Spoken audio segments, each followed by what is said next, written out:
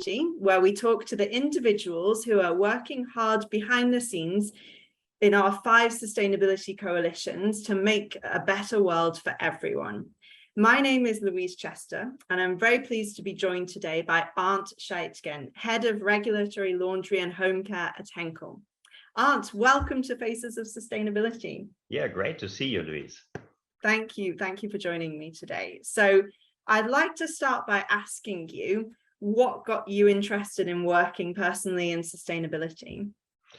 Yeah, so I now with Henkel for 24 years, and I think it was already 20 years ago that I worked also with some of our competitors from P&G, Unilever, Colgate on a life cycle assessment for fabric finishers at that time for our European Detergent Association back in 2003. But I think that collaborative spirit on sustainability topics accompany me throughout my professional life.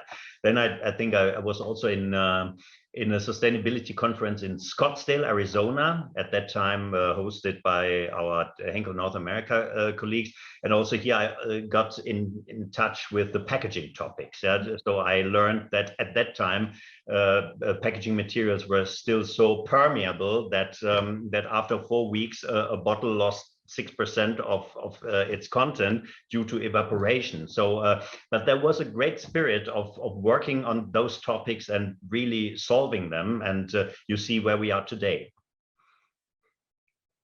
Brilliant, thank you. So then, Arndt, which coalition achievements are you most proud of, and why? So for me, for sure, these are the golden design rules in the plastic waste coalition of action. Yeah. So also here through the discussions, also with our packaging colleagues here in-house, but also through the contacts with the other companies.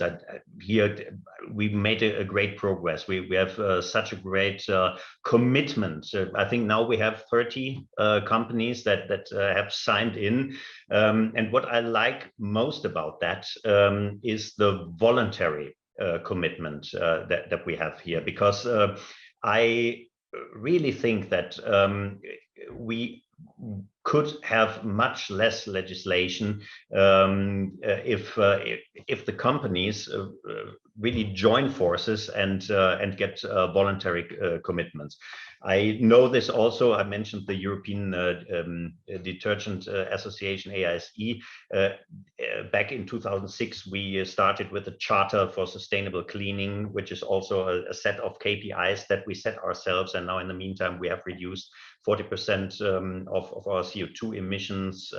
And so these are great examples for voluntary commitments. And I think with our golden design rules, we can really drive our consumer goods sector.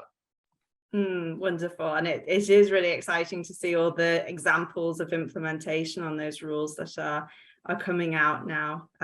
Wonderful. So looking then to the future, what are you looking forward to seeing most in the future of the coalitions? Yeah, I think now will be the time of also influencing the legislators and the local governments to improve their infrastructure, because we have given the commitment that we want to be recyclable with our products already in 3 years from now, by 2025.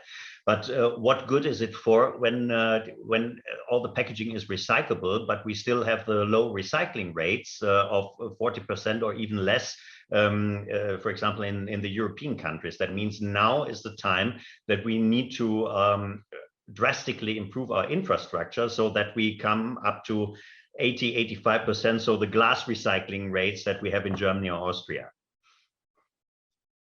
Great, thank you. So to finish on a sort of broader question for you, why do you think that inclusive leadership is so critical to tackling sustainability issues? Yeah, I think the topics that we are currently tackling are getting more and more complex.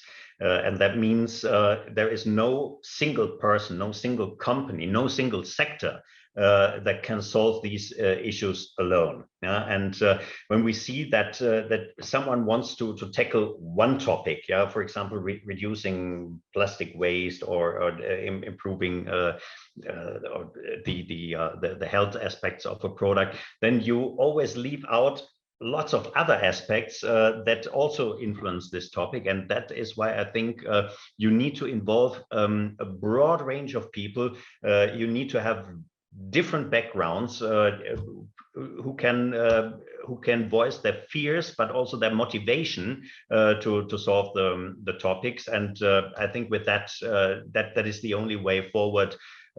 This multilateralism, also in terms of knowledge and disciplines, that will solve the sustainability topics of the future. Brilliant. Well, that brings us to the end. So thank you so much, Arndt, for taking the time. It's been really nice to get a little snapshot of what makes you tick and understand a bit more of your thoughts on the coalitions. I wish you all the best.